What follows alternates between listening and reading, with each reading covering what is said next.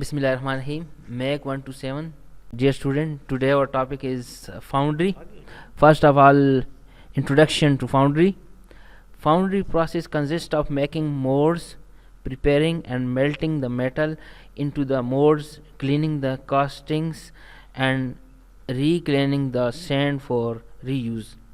Founding or casting is the process of forming objects by putting liquid or viscous material into a prepared mold or form.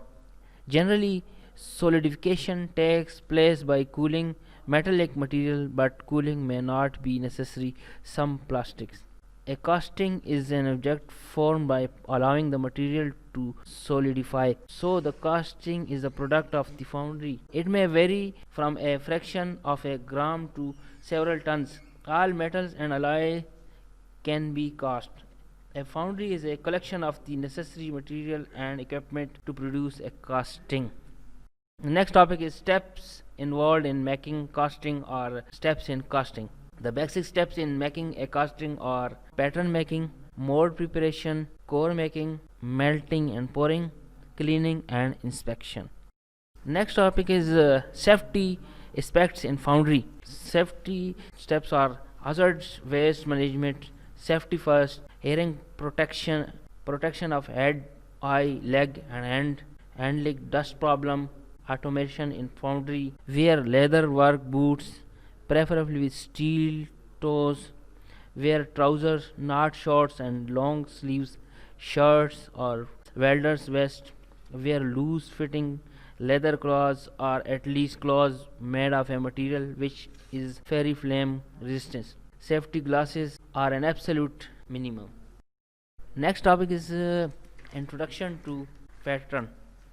Pattern is a mirror image or replica of the component that has to be manufactured by casting process.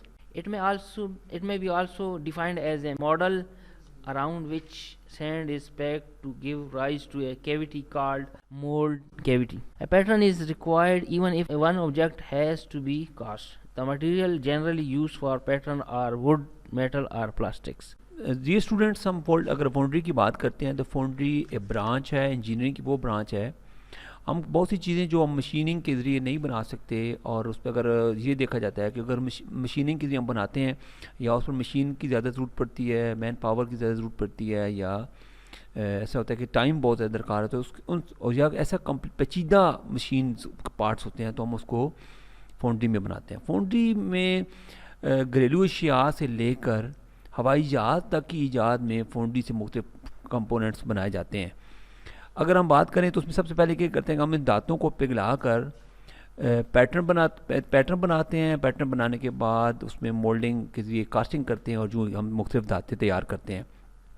अगर इसके steps को देखा जाए तो इसमें सबसे पहले एक पैटर्न बनाया जाता है। जो चीज़ मतलूबा पार्ट हम बनाना चाह रहे हैं उसके लिए हम एक पैटर्न तैयार करते हैं, और पैटर्न को बिल्कुल अकॉर्डिंग टू द ड्राइंग के मुताबिक बहुत अच्छी किस्म की उसकी तैयारी की जाती है ताकि उसमें मेजरमेंट्स का और उसकी डिज़ाइनिंग का पूरा ख्याल रखा जाता है। इसके बाद हम उसको पैटर्न जब तैयार हो जाता है और पैटर्न को हम वुड वर्कशॉप में या प्लास्टिक मटेरियल से या वुड मटेरियल से तैयार किया जाता है। जब पैटर्न तैयार हो जाता है तो पैटर्न तैयार करने के बाद हम उसको मोल्डिंग बॉक्स तैयार करते हैं। मोल्डिंग बॉक्स में पैटर्न को रखकर मोल्ड तैयार किया जाता है। मोल्ड बनाने के लिए मोस्टली हम रेत, ग्रीन सैंड इस्तेमाल करते हैं, उसमें बेंटोलाइट वगैरह डाला जाता है और ताकि उसमें वो बाइंडिंग मटेरियल के तौर पर काम करता है। जब हम मोल्ड तैयार कर लेते हैं, मोल्ड तैयार करने के बाद उसमें हम पैटर्न को रखते हैं। जब पैटर्न रखा जाता है, पैटर्न को हम स्क्रू पिन्स के जरिए उठाते हैं तो जो कैविटी बन जाती है वो हमारा मोल्ड कहलाता है।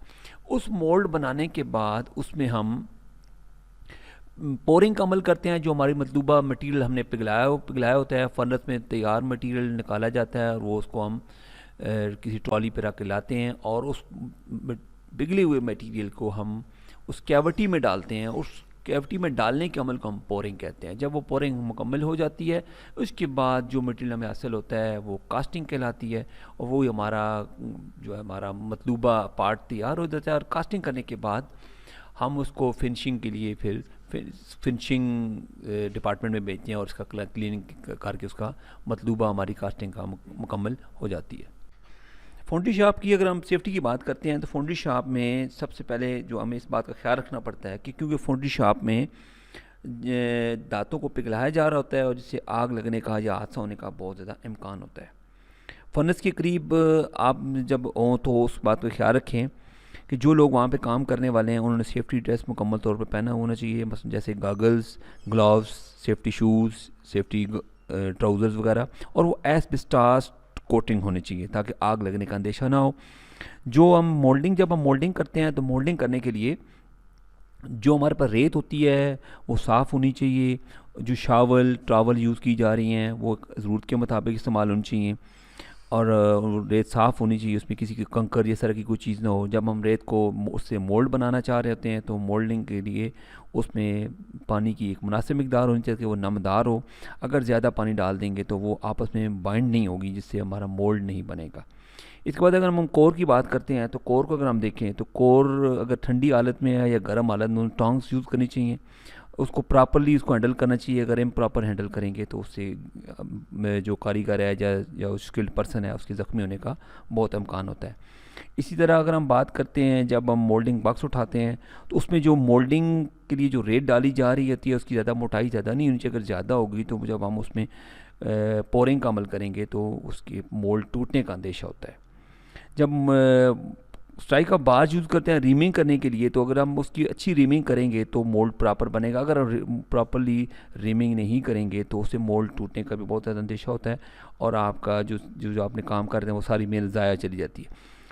फाउंड्री शॉप का जो फ़र्श है उसको भी साफ़ होना चाहिए क्योंकि रास्ते क्लियर होंगे। अगर आप उसमें पिघली हुई धात को निकाल रहे हैं फर्नेस से तो वो मोल्डिंग एरिया करीब होना चाहिए।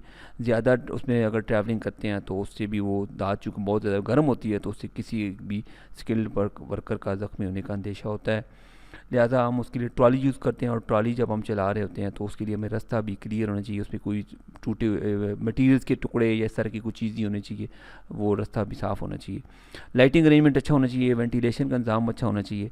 अगर ये और जो फर्नेस है वो उस वक्त तक ऑन नहीं करनी चाहिए जब तक हमें सर्टिफाइड ना किया जाए कि ये फर्नेस दुरुस्त हालत में है और टीचर या सुपरवाइज़र या शॉप इंचार्ज हमें इसकी परमिशन नहीं देता। अगर हम उसमें और मटेरियल ऐड करना चाह रहे हैं तो उस मटेरियल को खुश्क हालत में होना चाहिए, उसमें पानी वगैरह नहीं होना चाहिए। अगर पानी जाएगा तो उससे भी वो ब्लास्ट होने का अंदेशा होता है। तो ये सारी चीज़ें कि अगर हम इसको फॉलो अप करेंगे तो हम हादसे से बच सकते हैं।